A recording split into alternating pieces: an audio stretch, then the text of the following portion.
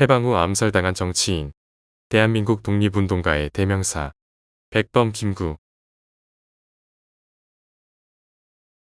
대한민국의 독립운동가 백범 김구를 모르는 사람은 거의 없을 것인데 그의 본관은 안동이며 나명은 창암, 본명은 김창수였지만 김구로 개명을 했습니다. 법명은 원종이며 환속 후에는 김두레로 고쳤고 호는 백범인데 황해도 해주 백운빵 텄고 출신으로 김순영의 7대 독자이며 어머니는 광락원입니다. 인조 때 삼정승을 지낸 방조 김자점이 권세 다툼에서 청병을 끌어들였다는 영모죄로 효종의 친국을 받고 1651년 사형당하자 화를 피해 김구의 선조가 그곳으로 옮겨왔습니다.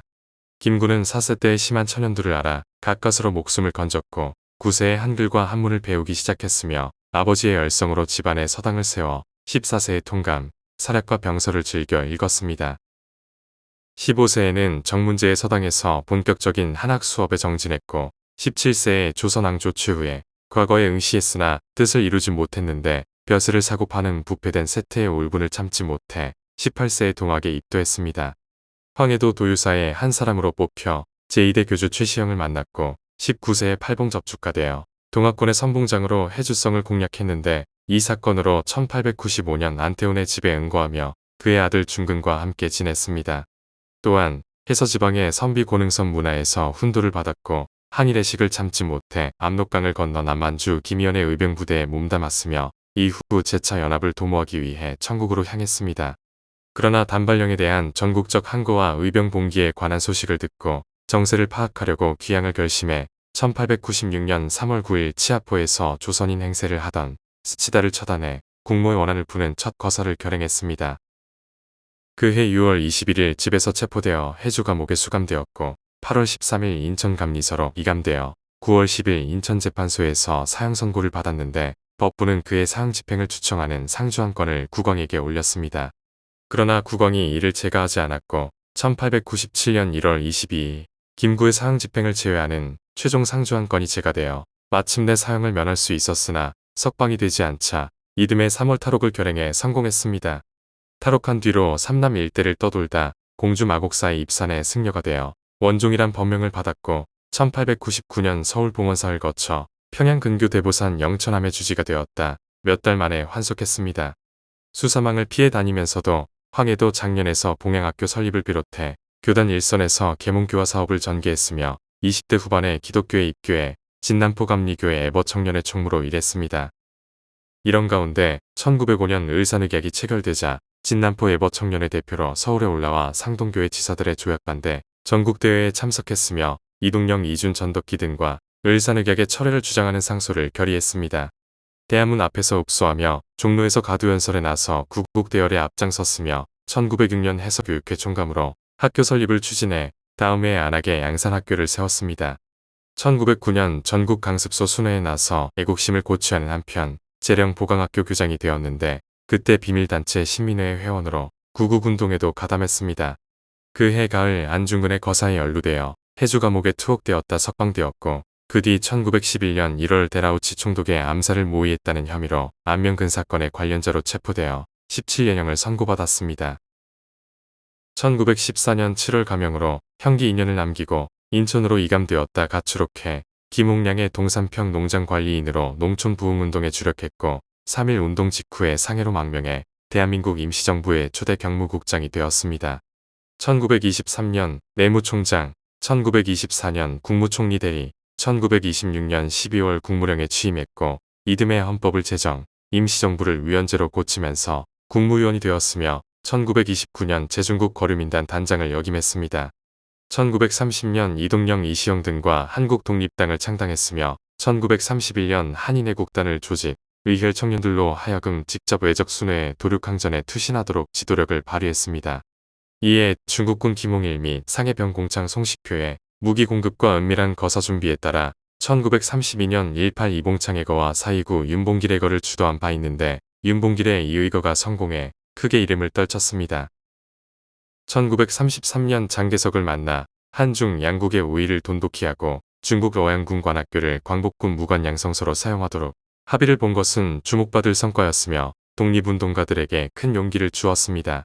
1934년 임시정부 국무령에 재임되었고 1940년 3월 임시정부 국무위원회 주석에 취임했으며 같은 해 충칭에서 한국광복군을 조직하고 총사령관의 지청천, 참모장의 이범석을 임명해 항일 무장부대를 편성했습니다.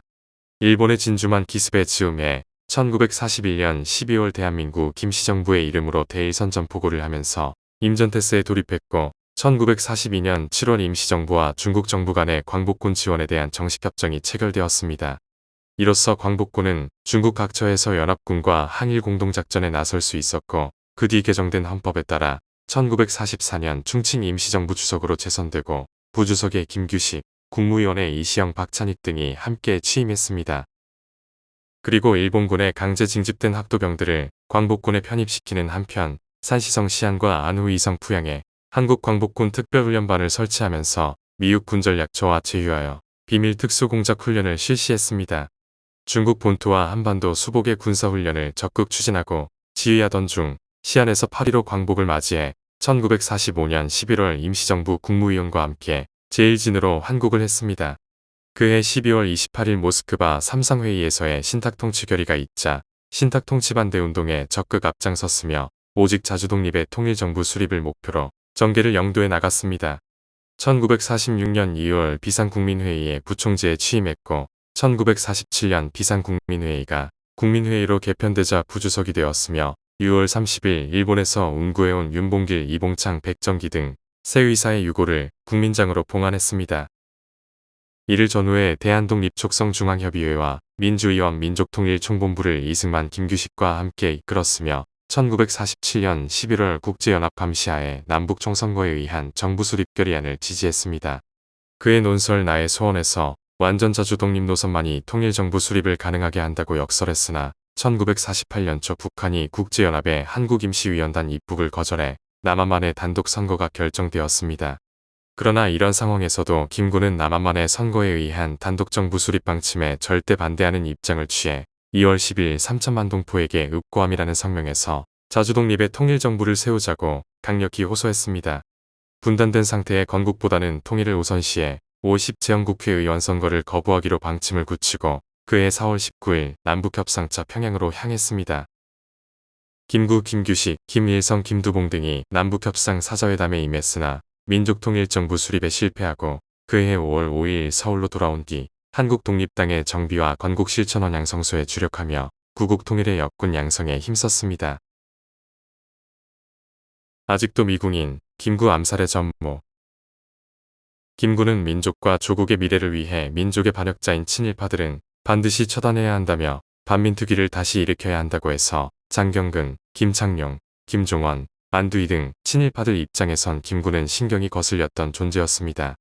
이 일로 인해 암살할 명분이 생기기도 했는데 1948년 11월 미 소양군 철퇴 후 통일정부 수립이 가능하다는 담화를 발표하자 1949년 1월 한독당 회의에서 서울에서 조국의 통일을 위한 남북협상을 희망한다고 했습니다. 같은 달 서울 금호동에 백범학원을 세웠고 3월 마포구 염리동에 창암학교를 세웠는데 암살 음모가 꾸며진다는 제보를 접했으나 일본인도 살해하지 못했는데 동포가 어떻게 위해를 가하겠느냐며 대수롭지 않게 넘겼습니다. 1949년 6월 26일 12시 36분 김구는 서울 서대문구 충정노일가에 위치한 자택인 경교장에서 육군 포병 소위 안두희에게 총격을 당하고 병원으로 옮겨졌으나 74세의 나이로 사망했습니다. 명동 성모병원 원장 박병래는 정모 수녀 등 몇몇 간호 수녀들을 대동하고 경교장으로 찾아 천주교 예식대로 세례를 주었고 베드로라는 세례명을 받았습니다. 생전에 성모병원에 입원했었고 당시 수녀들의 권고로 언제든 천주교에 입교할 것을 언약했으며 며느리인 안미생의 권고도 있었다는데 6월 26일 사망하자 성모병원 간호수녀들이 시신을 염했습니다.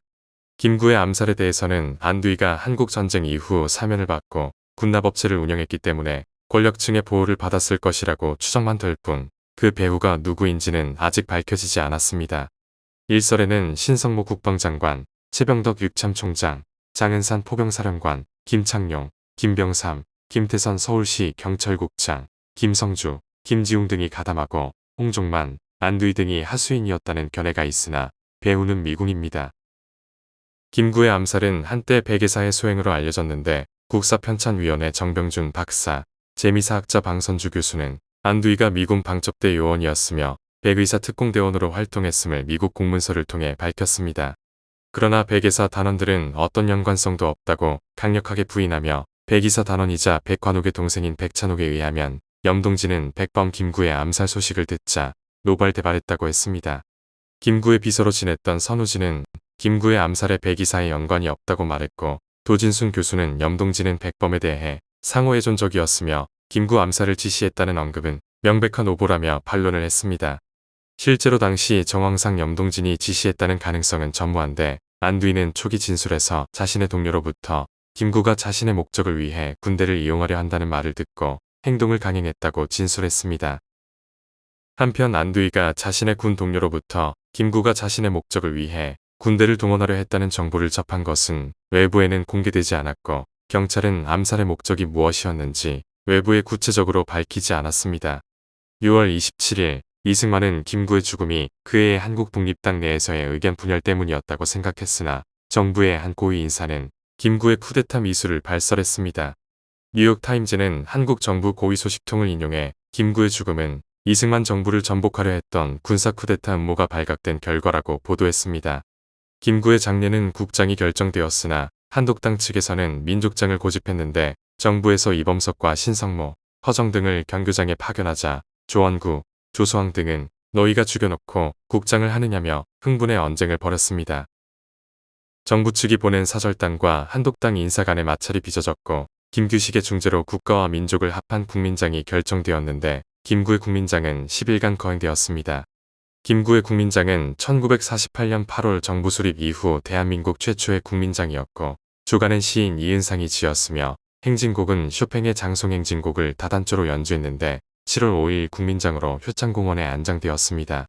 김구가 암살당한 지 정확하게 1년 후에 6.25 전쟁이 발발했으며 1962년 대한민국 건국공로 훈장 중장에 추서됐는데 저서로 백범일지, 도해실기 등이 있습니다. 그의 사후에도 둘째 아들 김씨는 계속 대한민국 공군으로 복무해 한국전쟁에 참전했고 공군 중장으로 퇴역했으며 미국으로 떠난 맏며느리 안미생은 미국인과 재혼했다는 추측만 있을 뿐 행방은 미상입니다.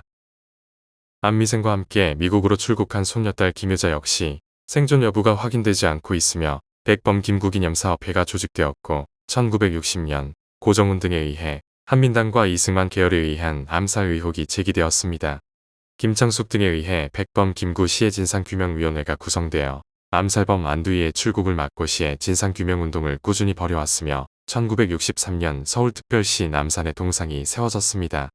1990년 8월 15일 조선민주주의 인민공화국에서 조국 통일상이 추서되었으며 1998년 백범기념관이 준공되어 2002년 10월 22일에 건립되었습니다.